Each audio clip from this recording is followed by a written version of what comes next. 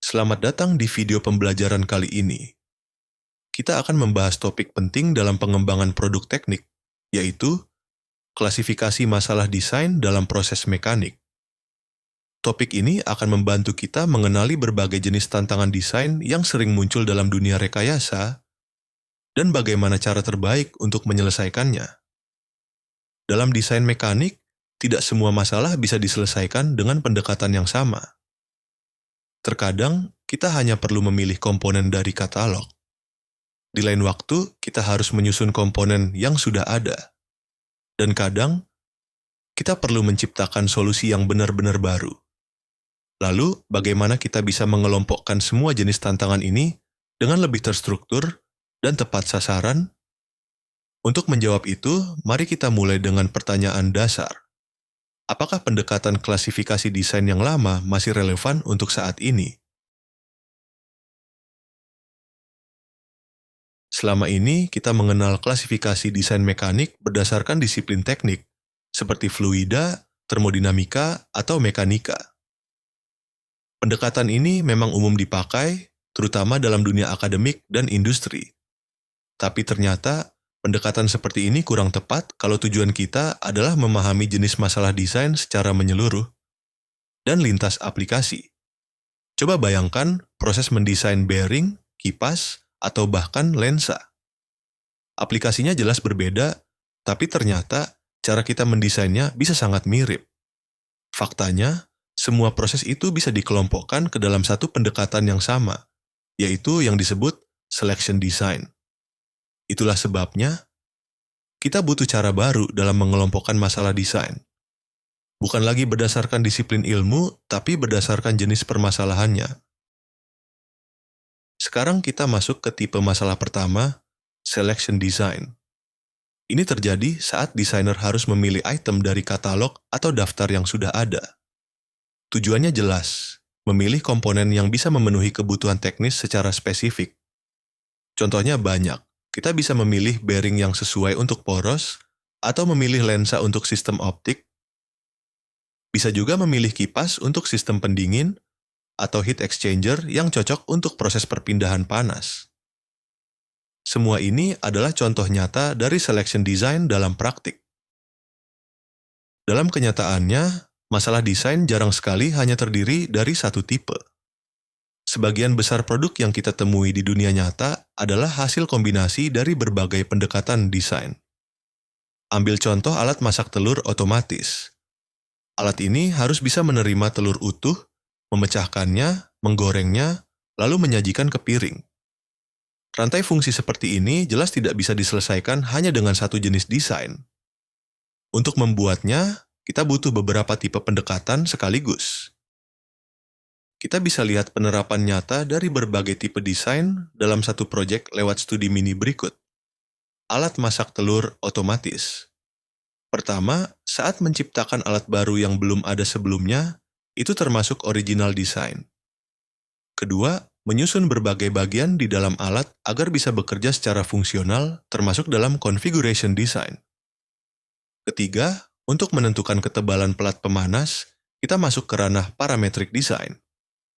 Dan keempat, memilih elemen pemanas atau baut dari katalog adalah bentuk dari selection design. Jadi, dari satu alat sederhana saja, kita sudah bisa melihat gabungan dari 4 jenis masalah desain sekaligus. Sekilas, selection design terdengar seperti tugas yang sederhana, tinggal pilih dari daftar. Tapi sebenarnya, ini juga merupakan bagian penting dari proses desain. Misalnya, saat memilih dari katalog bearing, kipas, atau lensa, kita sering dihadapkan pada banyak pilihan dengan fitur yang beragam. Tanpa kebutuhan teknis yang jelas, kita akan kesulitan menentukan mana yang paling tepat. Katalog memang menyediakan berbagai solusi potensial, tapi keputusan akhirnya tetap tergantung pada evaluasi terhadap spesifikasi desain secara menyeluruh.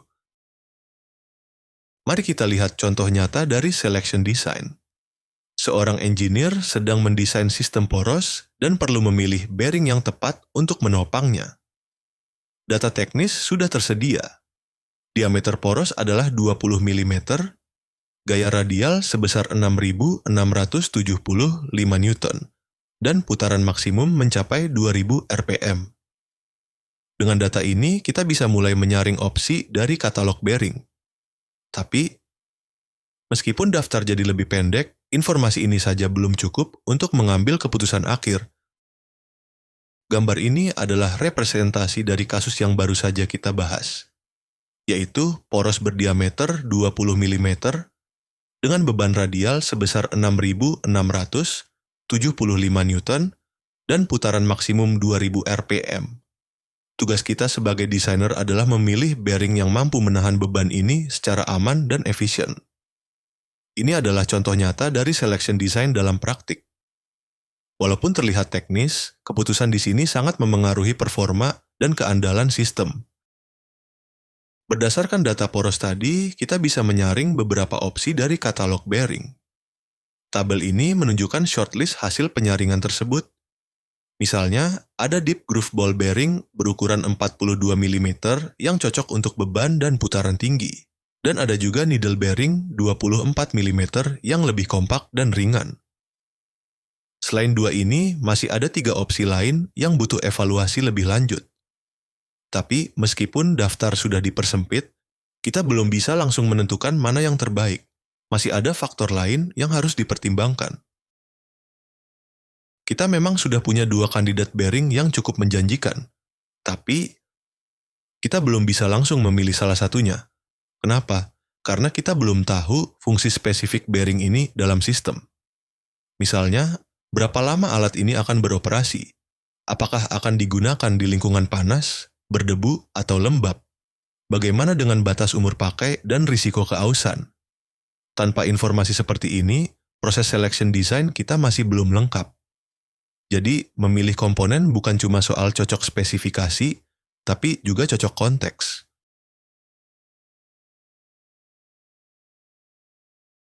Sekarang kita masuk ke tipe masalah berikutnya, yaitu konfigurasi desain. Dalam tipe ini, semua komponen utama sudah tersedia dan sudah dirancang sebelumnya. Tugas kita bukan membuat komponen baru, tapi menyusunnya menjadi satu sistem yang berfungsi secara utuh. Fokusnya ada pada posisi dan hubungan antar komponen. Bayangkan seperti bermain Lego atau menata furnitur di ruang sempit. Kita tidak mengubah bentuk komponen, kita hanya perlu menentukan layout yang tepat. Sekarang kita masuk ke contoh nyata dari configuration design, yaitu penyusunan modul dalam Mars Exploration Rover atau MR. Di dalam MR terdapat berbagai modul utama. RED atau Rover Equipment Deck adalah tempat semua alat eksperimen dipasang, biasanya berada di bagian atas. Lalu ada RAM atau Rover Electronics Module yang merupakan otak dari rover, tempat komputer, dan sistem kontrol utama.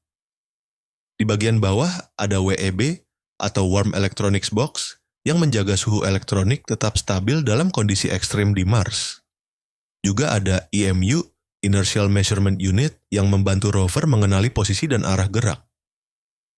Tak lupa baterai dan sistem komunikasi seperti radio. Menariknya, modul seperti RED dan WEB punya batasan posisi tetap. Misalnya, RED harus di atas dan WEB harus di bawah. Tapi modul lain, seperti RAM dan baterai, bisa disusun secara fleksibel selama memenuhi semua constraint ruang dan fungsi. Inilah tantangan dalam configuration design. Bagaimana kita menyusun semua komponen agar efisien, tidak konflik, dan tetap fungsional. Gambar ini adalah ilustrasi yang menunjukkan penyusunan modul dalam badan Mars Exploration Rover. Di sini kita bisa lihat bagaimana setiap komponen memiliki fungsi dan posisi yang sangat strategis. RED ditempatkan di atas, WEB di bagian bawah, dan lainnya diatur di ruang tengah. Tantangannya bukan sekadar menyusun, tapi menyusun tanpa melanggar batasan ruang dan konektivitas antar bagian. Inilah esensi dari konfigurasi desain dalam proyek teknik berskala besar. Dalam configuration design ada pendekatan dasar yang cukup umum digunakan. Pertama, kita tempatkan satu komponen berdasarkan batasan yang sudah ada, lalu lanjut ke komponen berikutnya dengan cara yang sama. Proses ini diulang terus, sampai semua komponen berhasil masuk atau sampai muncul konflik. Kalau terjadi konflik, kita perlu mengubah urutan penempatan dan mencoba lagi. Metode ini bisa sangat efektif, tapi juga bisa memerlukan banyak iterasi sebelum menemukan susunan yang optimal. Dalam beberapa kasus, configuration design tidak sepenuhnya kaku. Kadang, desainer diberikan ruang untuk sedikit mengubah ukuran, bentuk, atau bahkan fungsi komponen. Hal ini memberi fleksibilitas lebih dalam proses penyusunan. Tapi di sisi lain, justru membuat prosesnya jauh lebih kompleks. Karena sekarang, kita bukan hanya menyusun, tapi juga harus mempertimbangkan efek dari perubahan komponen. Desainer perlu memperhitungkan batas ruang, interaksi antar bagian, dan efisiensi keseluruhan sistem.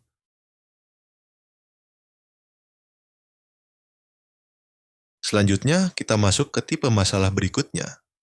Perancangan parametrik. Fokus utama di sini adalah menentukan nilai-nilai numerik untuk fitur produk. Kita tidak menciptakan bentuk baru, tapi mengisi detail teknis dari desain yang sudah ada. Contohnya bisa berupa panjang batang, diameter lubang, jarak antar komponen, hingga sudut kemiringan. Tugas kita adalah mencari nilai yang memenuhi semua kebutuhan teknis dan fungsional. Terkadang ini sederhana, tapi dalam banyak kasus, bisa jadi sangat kompleks. Mari kita lihat contoh sederhana dari parametric design. Kita ingin mendesain sebuah tangki silinder yang harus mampu menampung 4 meter kubik cairan. Rumus volumenya adalah V sama dengan Pi dikali R kuadrat dikali L. Kalau volume sudah kita tetapkan menjadi 4, maka hasilnya R kuadrat kali L sama dengan 1,273. Artinya, ada banyak kombinasi nilai radius dan panjang yang bisa digunakan. Tapi, pertanyaannya sekarang, kombinasi mana yang paling tepat dan efisien untuk diproduksi? Parametric design bukan hanya soal memenuhi rumus matematika. Kita memang butuh perhitungan, tapi nilai parameter yang kita pilih harus masuk akal secara praktis. Misalnya, kita harus mempertimbangkan apakah bentuk itu mudah diproduksi, apakah strukturnya cukup stabil, dan apakah bahan serta biaya produksinya masih dalam batas wajar. Jadi, parametric design bukan hanya soal angka, tapi juga soal keputusan yang mempertimbangkan realitas manufaktur dan efisiensi desain. Sekarang kita lihat contoh nyata dari parametric design dalam industri. Desain jalur kertas pada mesin fotokopi. Di dalamnya terdapat komponen seperti roller, roda penggerak, dan baffle. Masing-masing punya banyak parameter, mulai dari posisi, jumlah, hingga bentuknya. Menariknya, setiap tipe mesin bisa sangat berbeda, tapi secara umum tetap mengikuti pola desain yang mirip. Tantangannya adalah membuat jalur ini tetap fleksibel untuk berbagai tipe, namun tetap fungsional dan andal saat digunakan. Di dunia industri, parametric design sering didukung oleh alat bantu yang sistematis. Banyak perusahaan mengembangkan persamaan teknis dan aturan desain umum, khususnya untuk sistem seperti jalur kertas atau paper fit. Desainer cukup menggunakan rumus dan aturan ini untuk menghasilkan nilai-nilai parameter yang sesuai. Dengan begitu, prosesnya menjadi lebih efisien, karena tidak semua harus dihitung dari nol. Inilah kekuatan parametric design, menggabungkan data, logika, dan fleksibilitas dalam satu kerangka desain.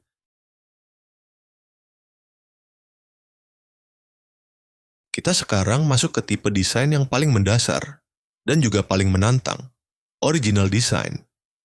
Ini digunakan saat kita harus menciptakan sesuatu yang benar-benar baru, yang sebelumnya belum pernah ada. Misalnya, bayangkan, dunia belum mengenal roda, lalu kita mendesain roda dari nol. Tidak ada rumus atau aturan standar yang bisa kita andalkan. Solusi yang muncul adalah sesuatu yang unik, orisinal, dan belum pernah dibuat sebelumnya. Dan inilah inti dari original design, sebuah proses kreatif yang jadi fondasi bagi inovasi teknik. Original design adalah jenis desain yang paling bebas. Mari kita bandingkan dengan 3 tipe lainnya. Selection design hanya memilih dari daftar opsi yang sudah ada. Konfigurasi desain menyusun komponen yang sudah dirancang. Parametric design hanya mengisi angka pada variabel teknis. Tapi original design, ia tidak dibatasi oleh solusi yang sudah ada sebelumnya. Justru, ketiga tipe lain tadi bisa kita anggap sebagai subset terbatas dari original design.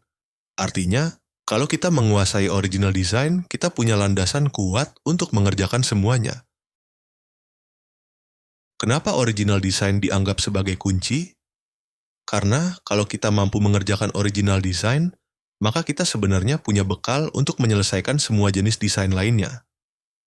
Desain-desain seperti selection, configuration, dan parametric, semuanya hanyalah cara untuk membatasi ruang solusi dari original design. Kita cukup memilih dari daftar, menyusun ulang, atau mengisi parameter.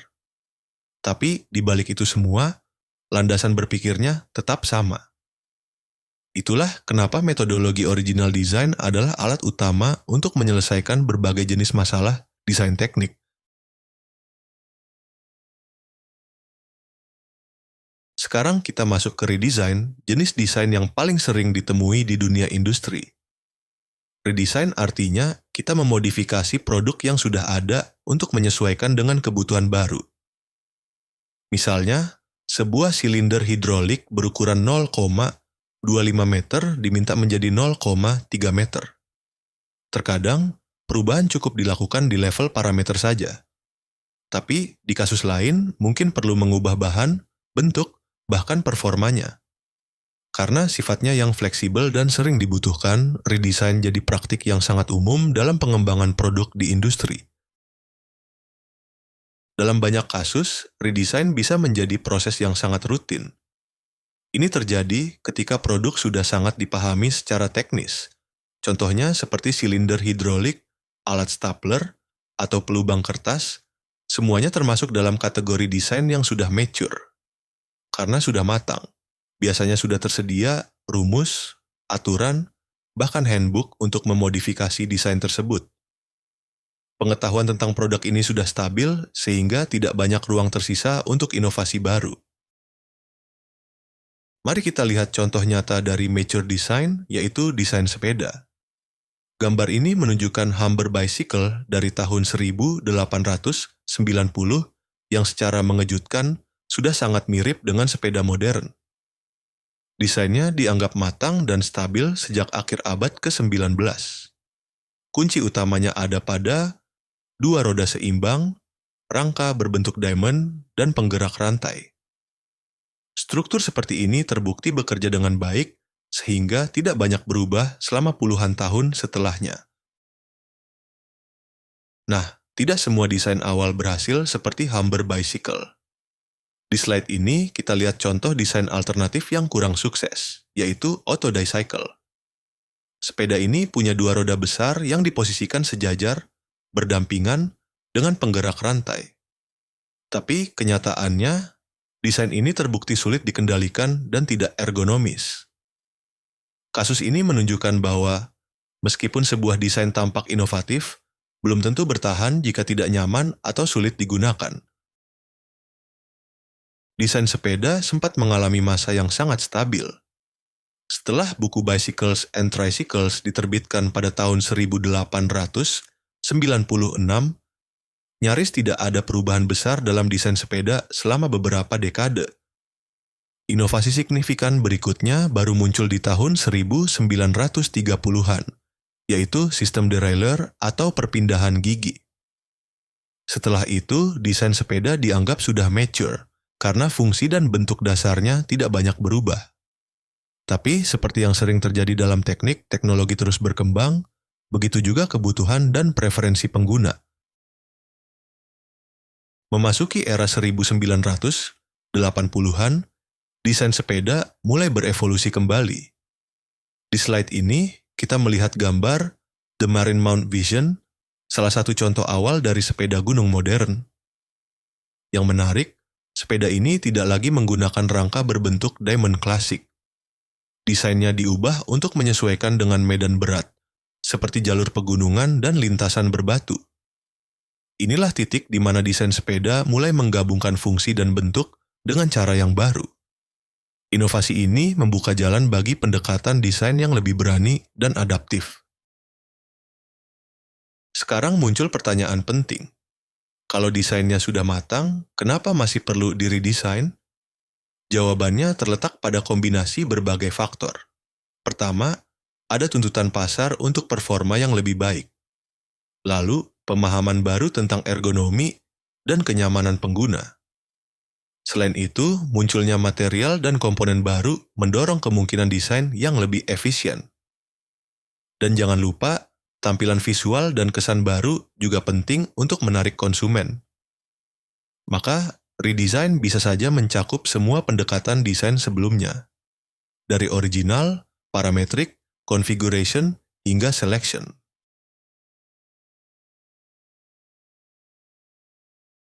Berikutnya, kita bahas varian desain, jenis desain yang sangat populer di produk konsumen. Varian desain berarti kita membuat versi khusus dari produk dasar, yang dirancang sesuai kebutuhan spesifik pelanggan. Contohnya, saat kita membeli laptop dari Dell, kita bisa memilih sendiri kartu grafis, kapasitas RAM, baterai, hingga konektivitas. Kombinasi fitur ini bisa menghasilkan ribuan varian berbeda dari satu desain utama. Jadi, tujuannya adalah menciptakan fleksibilitas tinggi, tanpa harus mendesain ulang produk dari nol setiap kali. Salah satu contoh nyata dari varian desain dalam skala besar adalah Volvo Trucks. Volvo memiliki lebih dari 50.000 komponen di dalam sistem inventaris mereka. Dan setiap tahunnya, mereka bisa merakit lebih dari 5.000 model truk berbeda. Setiap truk dirancang untuk memenuhi kebutuhan spesifik pelanggan, mulai dari ukuran kabin, jenis sasis, hingga fitur-fitur keselamatan. Di sini kita lihat bagaimana varian desain menghadirkan efisiensi sekaligus personalisasi tinggi. Pendekatan ini sangat cocok untuk produk modular dan industri dengan pasar yang sangat beragam.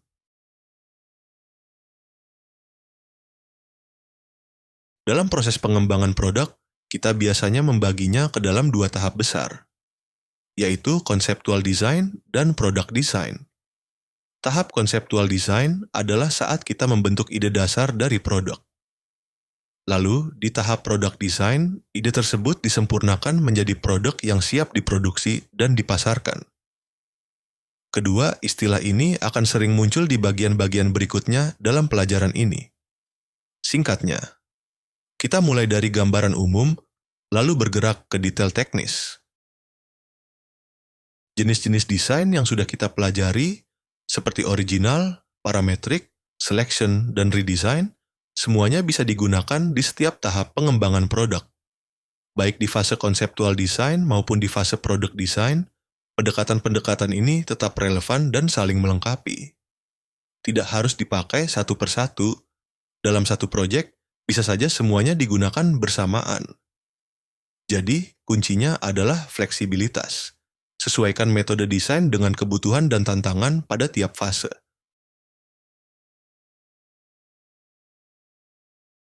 Proses desain bukanlah langkah instan, melainkan rangkaian keputusan yang bertahap. Kita mulai dari kebutuhan atau problem statement, dan sedikit demi sedikit bergerak menuju produk akhir. Setiap keputusan yang dibuat akan mengubah kondisi desain, atau yang kita sebut design state. Design state ini mencakup semua informasi yang kita punya saat itu, seperti gambar teknis, analisis, model, hingga catatan tim. Jadi, dari awalnya hanya sebatas deskripsi masalah, desain akan berkembang menjadi kumpulan data dan solusi yang semakin lengkap. Pandangan pertama dalam proses desain melihat desain sebagai perbandingan terus-menerus antara kondisi saat ini atau design state dengan tujuan yang ingin dicapai. Jadi, setiap kali kita menemukan gap atau selisih antara realita dan kebutuhan awal, gap itu menjadi pemicu untuk mengambil langkah perbaikan. Pendekatan ini sangat cocok jika semua kebutuhan dan spesifikasi sudah jelas dari awal.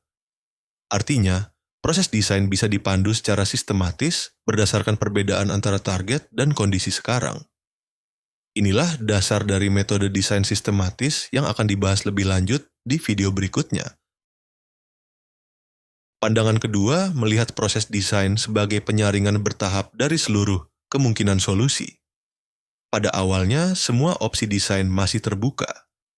Tapi seiring berjalannya proses, setiap keputusan dan constraint baru akan mengurangi jumlah opsi yang valid.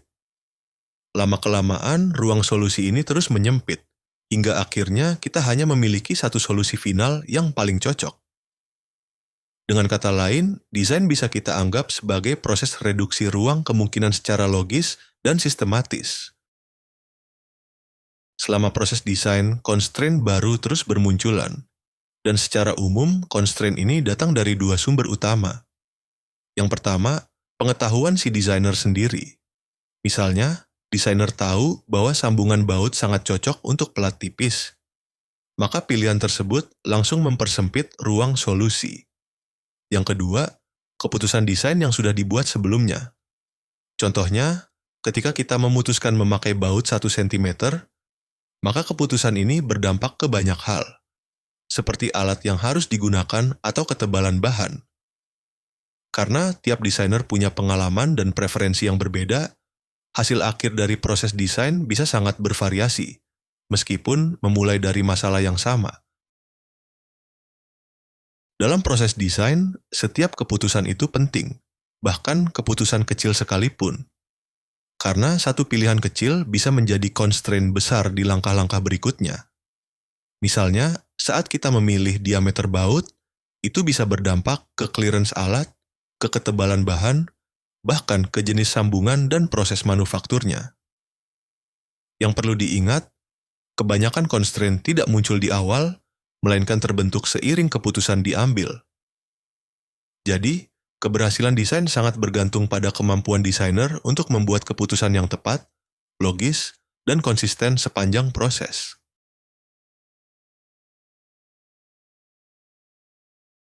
Kita sekarang masuk ke konsep penting dalam proses desain, yaitu product decomposition. Ini adalah proses untuk membongkar dan menganalisis sebuah produk, agar kita bisa memahami secara menyeluruh fungsi, bagian-bagiannya, dan cara produk tersebut dirakit. Decomposition menjadi langkah awal yang sangat penting, baik saat kita melakukan redesign, menciptakan desain baru, atau menyusun ulang sebuah sistem. Lewat proses ini, kita bisa memetakan struktur produk secara detail, yang nantinya akan sangat membantu dalam proses pengembangan berikutnya. Kenapa decomposition penting? Karena tanpa memahami struktur dan isi produk, kita tidak akan bisa mendesain ulang atau mengembangkan sesuatu yang lebih baik. Dengan melakukan decomposition, kita memperoleh gambaran utuh tentang bagian-bagian produk, bagaimana mereka dirakit, dan material apa saja yang digunakan. Dalam video ini, kita fokus pada bagian fisik dan proses perakitan. Sementara di video berikutnya, fokusnya akan bergeser ke fungsi dan cara kerja produk. Jadi, decomposition ini bukan cuma awal dari proses teknis, tapi juga merupakan landasan berpikir desain yang solid dan sistematis. Sebagai contoh nyata dari decomposition, kita gunakan produk Irwin Quick Grip versi sebelum tahun 2007, seperti ditampilkan pada gambar. Produk ini adalah klem tangan yang bekerja cukup sederhana. Saat pistol grip ditekan berulang, rahang penjepit akan bergerak mendekat dan menjepit benda kerja. Untuk melepaskan jepitannya, kita cukup menarik tuas pelepas di bagian belakang. Uniknya, bagian kaki atau foot bisa dibalik, sehingga clamp ini bisa digunakan untuk menjepit maupun mendorong. Produk ini nantinya menjadi dasar untuk proses redesign. Setelah memahami cara kerja produk, kita lanjut ke bagian decomposition komponen. Di sini kita melihat 3 komponen utama dari Irwin Quick Grip versi lama seperti terlihat pada gambar. Komponen pertama adalah main body atau bodi utama dibuat dari PPO atau PVC melalui proses injection molding. Lalu ada trigger atau tuas pemicu juga dari PVC dengan proses yang sama. Dan yang ketiga adalah faceplate bagian kiri terbuat dari polietilena juga menggunakan teknik injeksi molding. Daftar ini penting karena memberikan kita data material dan proses manufaktur yang jadi dasar kuat dalam proses redesign ataupun evaluasi teknis. Kita lanjut ke daftar komponen berikutnya dari produk Irwin Quick Grip, yang tercantum pada gambar. Kali ini kita melihat komponen-komponen internal, termasuk bagian logam dan bantalan. Pertama adalah pad, atau bantalan penjepit, jumlahnya 2 buah, dibuat dengan injection molding, namun material pastinya belum teridentifikasi dalam tabel. Berikutnya ada power spring, atau pegas utama, terbuat dari baja dan diproduksi dengan metode wound wire, yaitu kawat yang dililit untuk membentuk pegas.